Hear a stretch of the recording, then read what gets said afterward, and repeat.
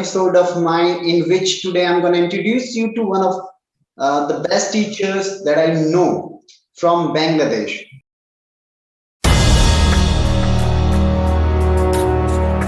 So, how are you, Mr. Imran?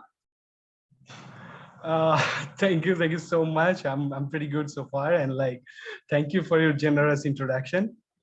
Uh, okay, like I'm. It's my pleasure that you have introduced me as one of the best teachers that you have ever seen in Bangladesh. But uh, that's so humble of you. You So are yeah, you are the best, one of the best teachers that I know, and you always talk about languages and how people can, people, non-native people, non-native speakers can improve the languages. How can they learn multiple languages at the same time? Because you have proven sure. this, right?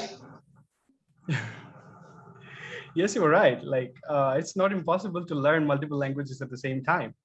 Like, you just need to follow up some processes, and like, you just need to get along with those procedures a little bit more. Yeah, then it's just gonna be easy for you. Oh, great. I have some questions prepared for you that are Yeah, not sure. from my side.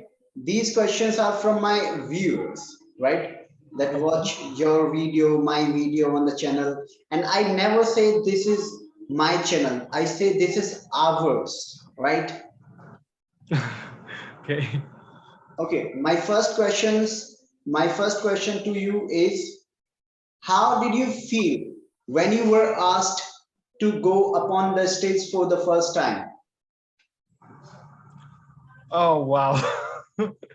You know what? Like, I mean, it did happen to me like I guess 7 or 8 years ago. Mhm. Like when I was in 11th standard, during the time, like I was attending an orientation class, and it was the first day of my college, by the way. Mhm. And I was asked to like go on the stage and to give some speech in front of like hundreds of people. Like I was literally freaking out. Like I didn't even know what to do. I was literally trembling. My hand was like shaking like this, and especially when I hold the microphone, I was like, oh my god, what am I gonna say? Like, and I Get had to give a extempore speech actually, like because I didn't even know what's going on, and suddenly like one teacher like approached to me, and he was asking me to give a speech in on behalf of all the fresher students, and Oh, I cool. was and I, and it was the first day of my college, and like I didn't even get the time to like be Prepare. adapted with the atmosphere, but I It, still got to do it. And like I don't know how I did it. Like I just, it tried happens. to, It does. yeah, I just tried to stress out a little bit, and like I just tried to have some patience, and I give. Fortunately, I was able to, give a speech of like 3.5 minutes Ooh. approximately, and Ooh. yeah, It after was that, the, like, I think it must have been the shortest speech of yours so far. yeah, and my first Right. speech as well. Oh, yeah, I know that was the question. So my second question from the viewers is, do you find it normal to speak English now after practicing for years, or difficult? Uh, there is some difficulties still now because like there is always room for improvements. Like you cannot be perfect in any Yeah. languages, like unless you are a native speaker, by the way. So yeah, but I'm trying my level best to improvise my speaking. Like yeah, like you know what? Like when I first speaking in English, I was I was good at grammar, by the way, but I Mhm. wasn't good at my You lexical mentioned discourse, and my yeah mentioned my about your fluency was grammar. terrible. Yeah. But still, like, I mean, gradually I just worked on it, and like I improvised a little bit, and I still working on it. But I don't claim that I'm a good speaker, but all I can say that I mean, uh, The I thing can is, share all these experiences. Yeah, sure. the thing is, Right. nobody is perfect under this sky. The only, the guy who is perfect above this sky. We are human beings, and as they say, to err is human, right? We learn by our mistakes. We learn by making mistakes. So there's this famous saying in English: if somebody asks you, "Are you perfect?" Never say I'm perfect. Say I'm good at whatever I know, and I try to, give my best. There is always some room to improve. Exactly. You're right. Absolutely right. So my next question is, when did your English journey start? And there is a follow-up question. And when did your English journey start, and why did you start? Okay. Actually, the thing is, in our country, like, I mean, English is kind of a mandatory subject in each and every class. In Like, Bangladesh. I mean, yeah, exactly. From the first standard onwards. Mhm. Like, since the childhood, I mean, you were learning English and you were learning grammar and vocabularies. But when it's about speaking, Mhm. actually, we fumble a lot because, like, we don't get to learn how to communicate with people in our schools Mhm. and even in our colleges as well. So, like, I was introspecting, I was contemplating about the fact that, like, I have been learning English for so many years, but still I cannot even speak a bit. Mhm. Then what have I learned in these years?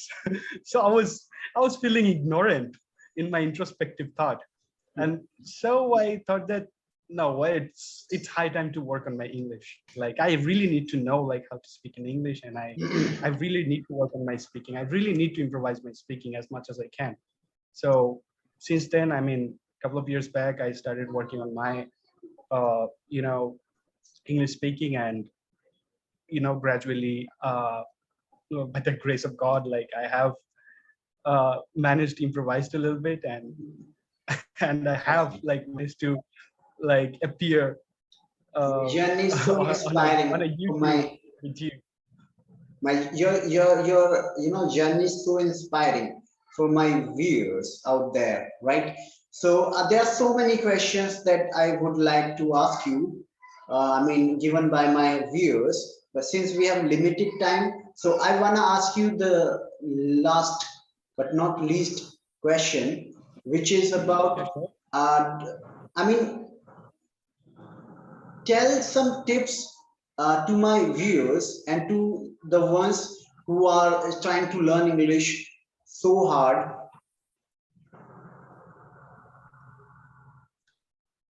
Okay, like, learning a language is not about translating. It's more than that. So actually, there's a misconception in some people that, I mean, if you can translate from one sentence to English, from another language to English, then it's over. But it's just not. Like, learning English is more about learning a culture, learning a tradition, and learning accents, and a lot of other stuffs like that. And the thing is, like, I mean, learning a language has got so many different stratification, like speaking, hearing, I mean, listening, and like reading and In a writing. nutshell, five pieces of advice from you. In a nutshell, in brief. Okay. So first of all, like, you gotta boost your confidence whatsoever. Like, I mean, once you lose your confidence, I mean, you are gonna freak out, and once you freak out, you're gonna mess up for sure. Mhm. So first of all, what you need to do is to, like, improvise your confidence level, and after that, you got to be consistent enough. You need to have that much persistence in yourself, that, I mean, you have the ability to just you have to make sure that you have the ability to, like, work consistently over and over. Mhm. So, and the thing is, like, I mean, you started learning English, like, 1 month back, and, like, after 1 month, like, you have got a break, and you have started again after 2 months. That's not going to work. So first of all, you have to be consistent enough. Like, you have to work over and over, like, with the passage of Absolutely. time. Yeah, you cannot make a gap in between. So yeah. And Amazing. Mhm. yeah, and the thing is, like, you need to have a very good mentor. Great. And the thing is, like, So I mean, there are so many, yeah, we like, I have mean, very limited time. thanks for giving your precious time to to be part of to make this video possible. So thank you so much for your time, and Thank I you so would much. like to That's have great. many more videos with you. So bye bye.